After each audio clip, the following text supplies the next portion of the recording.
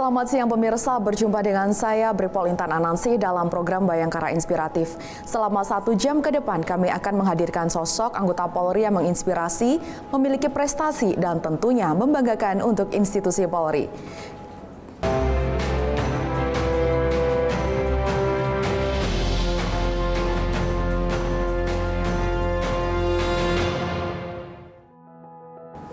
Kisah inspiratif kali ini datang dari Brigpol Rifki Al-Idrus, Babin Kamtipmas Desa Saleto, Polres Mamuju, Polda Sulawesi Barat. Salah satu Babin Kamtipmas terbaik di Polres Mamuju, Polda Sulawesi Barat ini melaksanakan program kerja One Day One Egg. Selain untuk memperkuat ketahanan pangan dalam menjalankan Asta Cita yang merupakan program pemerintah saat ini, kegiatan ini juga bertujuan untuk mencegah stunting di desa binaannya.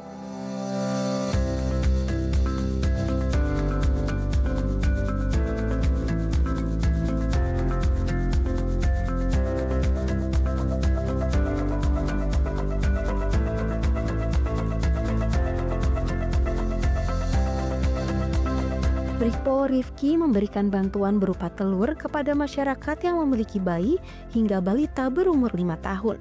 Selain itu, Babin Kamtipmas Desa Saleto ini juga menyarankan orang tua agar menjaga gizi anaknya sehingga tidak terjadi pertumbuhan stunting di wilayah binaannya. Selain itu, Brigpol Rifki Al-Idrus melalui penyuluhan KB Desa Saleto menginformasikan adanya 30 anak yang berisiko stunting, sehingga Brigpol Rifki melaksanakan program One Day One Egg. Program One Day One Egg kali ini, Babin Kamtipmas memberi 300 butir telur dari 30 anak yang menjadi target One Day One Egg. Masing-masing anak diberikan 10 telur. Dengan mengkonsumsi telur, diharapkan protein hewani dan asam amino esensial, serta pemenuhan vitamin dapat terpenuhi sehingga efektif dalam penanganan stunting. Selain itu, Brigpol Rifki Al-Idrus juga melaksanakan pembinaan ketahanan pangan dengan memberikan edukasi beternak ayam petelur bagi masyarakat. Kegiatan ini dilakukan untuk memperkuat sektor peternakan lokal dengan memberikan penyuluhan dan pembinaan kepada para peternak ayam petelur. Babin Kamtipmas Polsek Mamuju, Brigpol Rifki menghimbau kepada para peternak untuk memilih bibit ayam petelur berkualitas, memberikan pakan bergizi, serta rutin melakukan vaksinasi bagi ayam petelur. Brigpol Rifki juga menekankan pentingnya menjaga kebersihan kandang sebagai bagian dari upaya peningkatan produktivitas dan kualitas telur yang dihasilkan. Selain bertujuan untuk meningkatkan hasil produksi telur, pembinaan ini juga diharapkan memberikan dampak positif pada perekonomian masyarakat setempat. Dengan adanya peternakan ayam petelur yang berkelanjutan, mampu menyerap tenaga kerja serta memberi penghasilan tetap bagi masyarakat. Melalui pembinaan ketahanan pangan ini, Babin Kamtipmas Desa Saleto berkomitmen untuk terus mendampingi dan mendukung masyarakat dalam mengembangkan potensi peternakan yang ada di desa.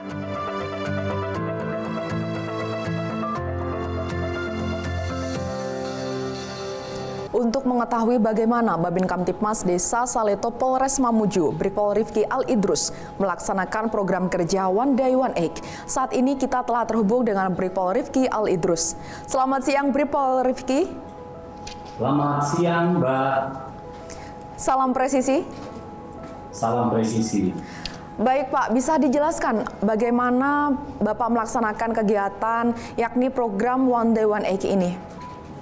Baik, terima kasih Bu.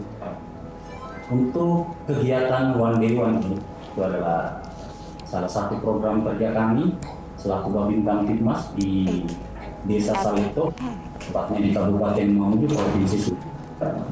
Bahwasanya pertengahan tahun 2022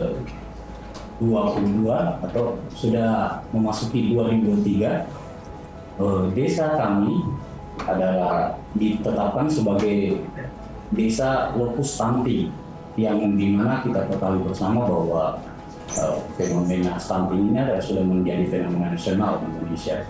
Nah, dari situ saya selaku Babin Kamtipmas melihat desa binaan saya masuk di dalam kategori lokus stunting.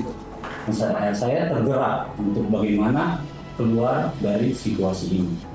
Nah, salah satunya dengan menciptakan program kerja yaitu One Day One Egg atau 1 hari 1 telur. Nah, ini 1 hari 1 telur kami memberikan setiap anak yang memang sudah masuk ke data stunting ataupun pra-stunting atau berisiko stunting, kami memberikan suplai 1 hari 1 telur. Dari beberapa catatan yang kami terima dari teman-teman kesehatan, bahwa adanya dari beberapa posyandu di tempat kami itu memiliki sekitar hampir 30-an anak setiap posyandunya yang pra-stunting atau berisiko stunting. Nah, dari itu saya mengeluarkan program tersebut untuk bagaimana kita menekan angka stunting. Kalau ditanyakan, banyak yang bertanya bahwa kenapa harus telur. Dari awal pertama saya temukan program One Day One Egg ini, 1 hari 1 telur ini, berawal dari saya mulai searching di Google, kemudian beberapa artikel-artikel yang saya baca.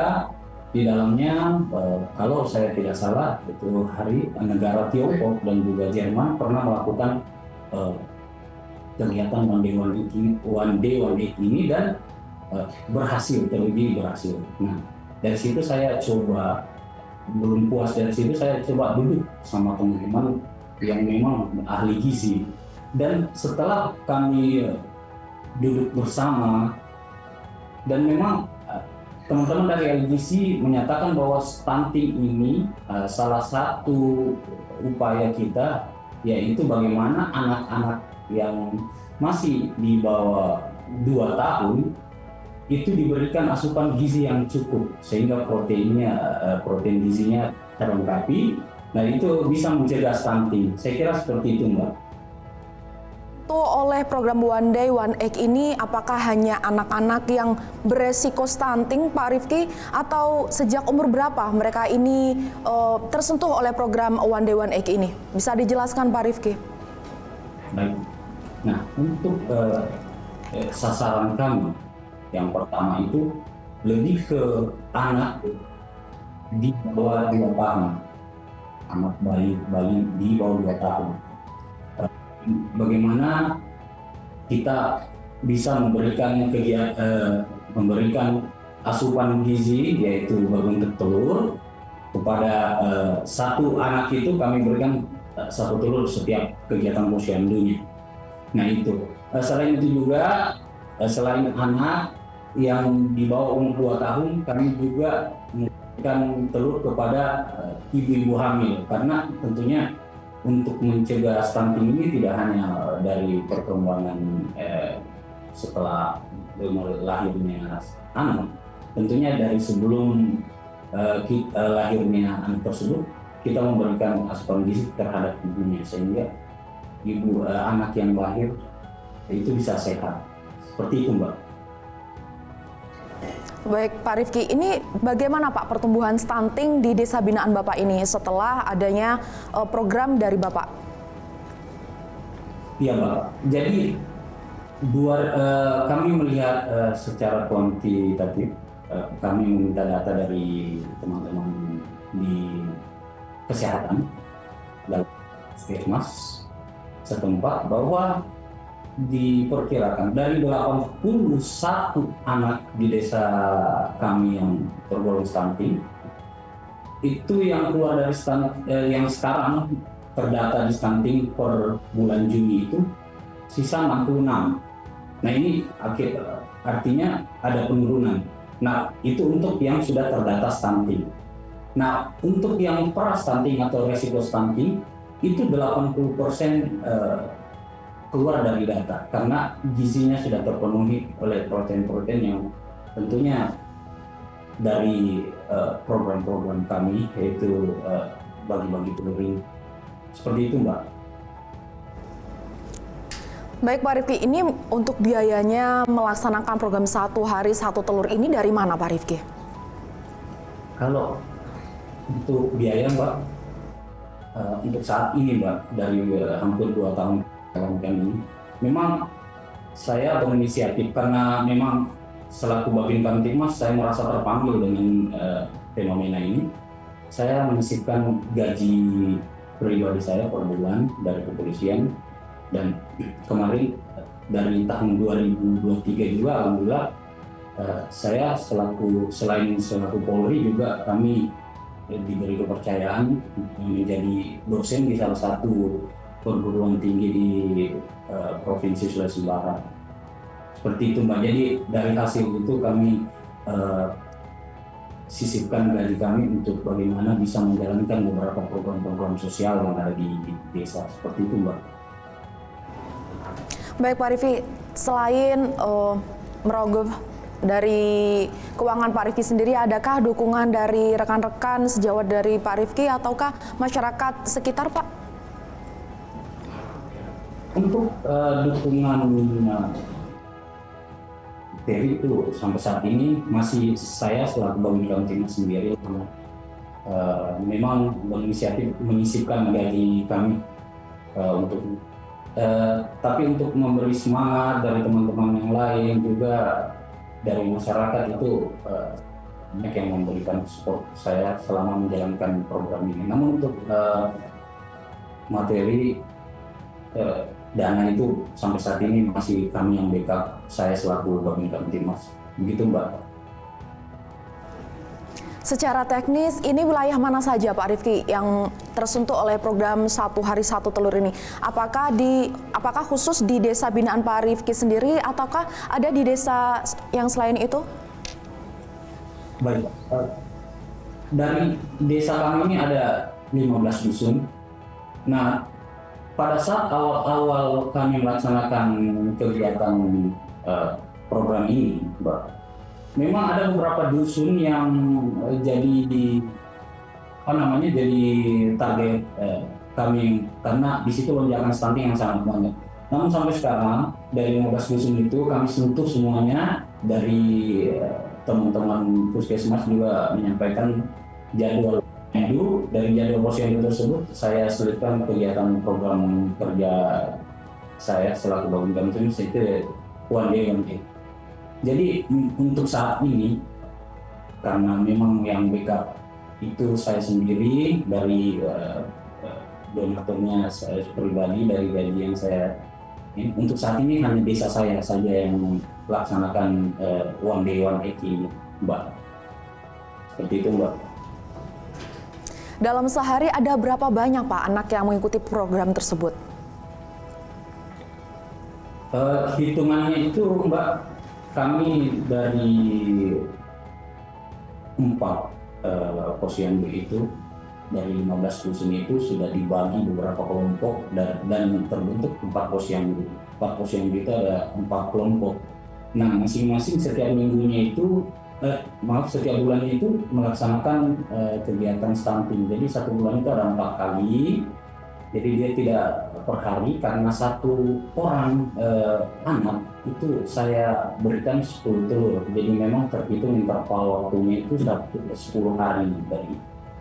Bukan per harinya, dalam artian setiap kegiatan posyandu itu kami berikan satu anak itu 10 telur, 10 butir telur. Jadi memang ada waktu 10 hari untuk mengkonsumsi.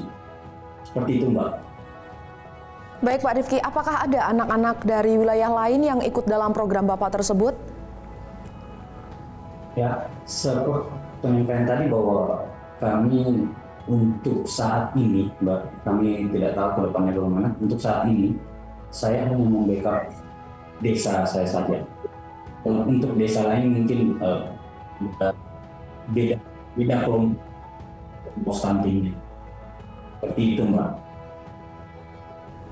Selain menjalankan program One Day One Egg, Bapak juga mengedukasi warga dalam beternak ayam. Bisa dijelaskan Pak, bagaimana kegiatan tersebut?